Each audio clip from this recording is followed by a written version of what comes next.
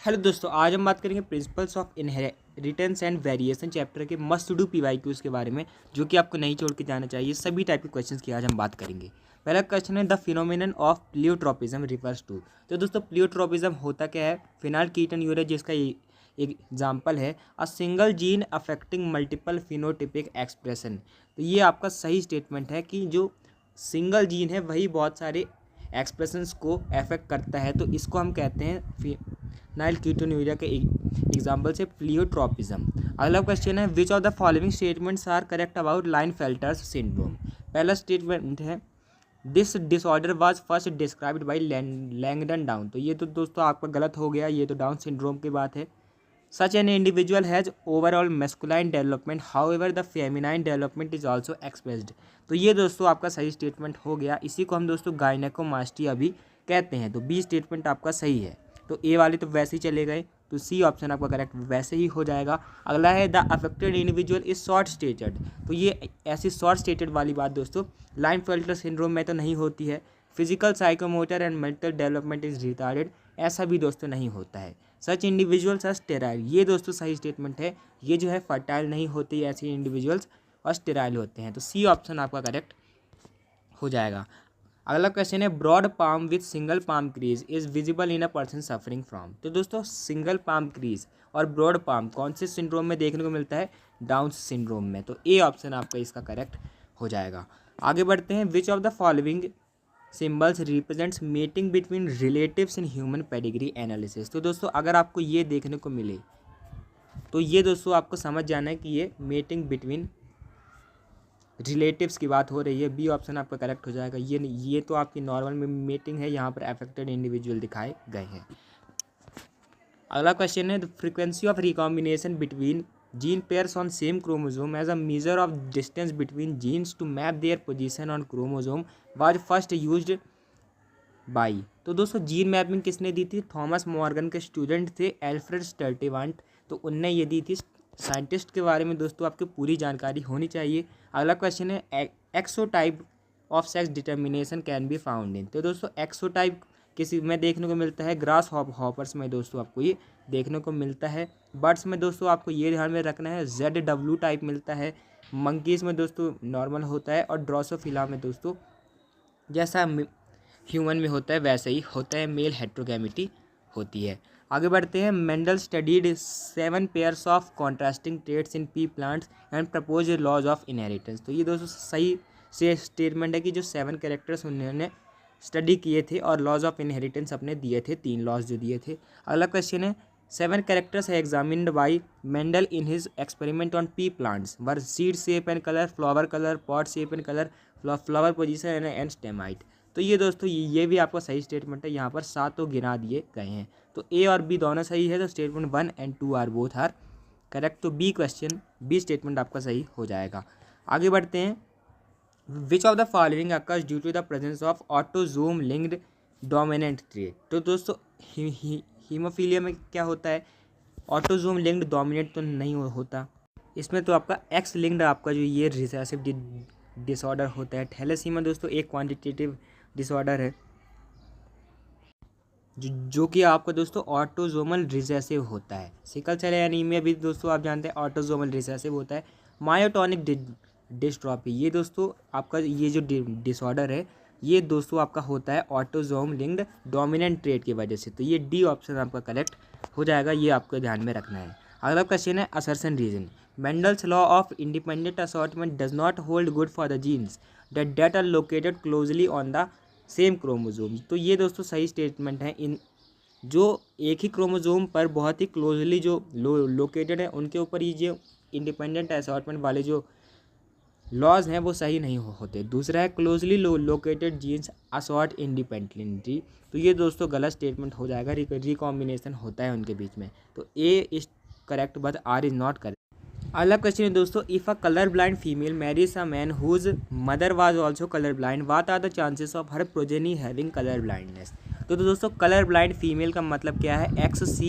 X सी हम मान लेते हैं क्योंकि दोनों क्रोमोजोम में ही वो कैरेक्टर दिखना चाहिए। ये एक रिसेसिव ट्रेट होती है।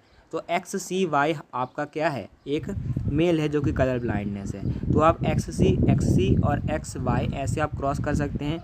तो ये XCX आपका आएगा कैरियर, ये आपका XCY आएगा इन्फेक्टेड, XCX आएगा आपका फिर से, ये आपका XC है तो ये XCXC हो जाएगा, XC हो जाएगा और ये XCY हो जाएगा। तो दोस्तों ये दोनों तो वैसे ही इन्फेक्टेड हैं, इनमें भी दोनों में XC है,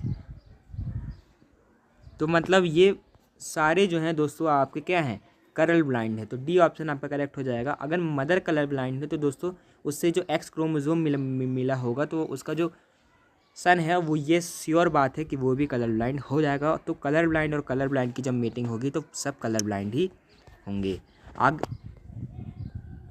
आगे बढ़ते हैं। The recombination frequency between A and C is 5%, B and C is 15%, B and D is 9%, and A and B is 20%, C and D is 25%, and A and D and 29%। तो दोस्तों जितने close होंगे ना, जितने close होंगे उनकी जो recombination frequency होगी वही दोस्तों बहुत कम होगी। तो दोस्तों सबसे पहले आप अगर A C की बात करें तो इनमें सिर्फ 5% है, तो A और C जो है वो बहुत साथ में होंगे। उसके बाद क्या है, आपका जो A एंड B है उसमें 20% है, तो ये आपका साथ में होंगे, तो ACB। उसके बाद आपका D, क्योंकि A और D के बीच में दोस्तों 29% है, तो वो बहुत ज़्यादा ही इनमें फ्रीक्वेंसी का डिफरेंस है, मतलब ये जो है बहुत दूर हैं। तो ACBD, तो आपका D ऑप्शन करेक्ट हो जाएगा। आगे बढ़ते हैं। If a geneticist use a blind approach for sequencing the whole genome of an organism followed by assignment of function to different segment, the methodology adopted by him is called as. तो दोस्तों अगर पूरे genome को आप sequence कर रहे हैं और आपका जो असाइनमेंट ऑफ फंक्शन है वो एक ब्लाइंड अप्रोच है, तो ये दोस्तों आप क्या कर रहे हैं, सीक्वेंस एनोनेशन कर रहे हैं। ये आपका NCERT में दिया भी हुआ है, तो ये D ऑप्शन आपका करेक्ट हो जाएगा। अगला क्वेश्चन है नीट 2022 का स्टेटमेंट 1 है, sickle cell anaemia and haemophilia और ऑटोजोमल डोमिनेंट ट्रेट। तो ये तो गलत हो गया। सिकल सेल एनीमिया आप जानते हैं ऑटोजोमल रिसेसिव है, ये आपका X लिंक्ड रिसेसिव है हीमोफीलिया। अगला sickle cell anaemia and haemophilia are disorders of blood. तो ये तो आपका सही स्टेटमेंट हो गया। तो 1 is false but 2 is true. ये ऑप्शन आपका करेक्ट दोस्तों हो जाएगा। आगे बढ़ते हैं। In meiosis, crossing over and exchange of genetic material between homologous chromosomes are catalyzed by the enzymes।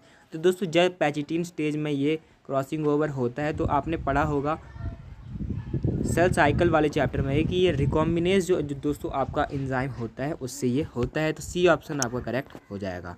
आगे बढ़ते हैं। The chromosomal theory of inheritance was proposed by. तो दोस्तों क्रोमोजोमल थ्योरी जो है वो आपकी वाल्टर एंड सटन की द्वारा दी हुई थी। वाल्टर सटन और थियोडर बोवेरी के द्वारा। तो C ऑप्शन आपका करेक्ट हो जाएगा। इन्होंने दोस्तों क्रोमोजोमल थ्योरी का एक्सपेरिमेंटेशन किया था, इससे वेरीफाई हो गई थी। रॉबर्ट ब्राउन न्यूक्लियस और Gregor Mendel laws of inheritance. अगला क्वेश्चन है नीट 2021 का, the product of gametes by the parents formation of zygotes F1 and F2 plants can be understood by. तो दोस्तों पुनेट स्क्वायर जो है British scientist Reginald C Punnett जो है वो एक ब्रिटिश साइंटिस्ट है, उनके नाम पे ये रखा गया है। तो जो आप ये बॉक्स बनाते हैं वो इन्हीं का स्क्वायर है, तो ए ऑप्शन करेक्ट हो जाएगा। आगे बढ़ते हैं। नीट 2019 का आज का आखिरी question. In antirrhinum snapdragon are red flower was crossed with a white flower, and in F1 generation all pink flower were obtained. When pink flower were soiled, the F2 generation showed white, red and pink flowers. Choose the incorrect statement। तो दोस्तों यहाँ पर क्या हो रहा है, यहाँ पर हो रहा है इनकम्प्लीट डोमिनेंस। इनकम्प्लीट डोमिनेंस मतलब ये जो है इसको फॉलो नहीं कर रहा है, तो ये तो सही स्टेटमेंट है। Pink colour is due to incomplete dominance, ये भी सही स्टेटमेंट है। ये भी आपका सही स्टेटमेंट है कि जो हेट्रोजाइगस है उसमें पिंक आ जा रहा है, तो ये तीनों ट्रू हैं। तो ए ऑप्शन जो है आपका फॉल्स है, क्योंकि लॉ ऑफ सेग्रीगेशन इसमें हो रहा है लेकिन दोस्तों कोई भी डोमिनेंस नहीं दिखा पा रहा है। तो दोस्तों थैंक्स फॉर वॉचिंग। अगर आपको वीडियो अच्छा लगा तो चैनल को जरूर सब्सक्राइब कीजिएगा। Thanks for watching, keep learning. और दोस्तों आप कम्युनिटी पोस्ट के लिए जरूर जाइएगा, वहाँ पर आपको डेली MCQs मिलेंगे। Thanks for watching, keep learning.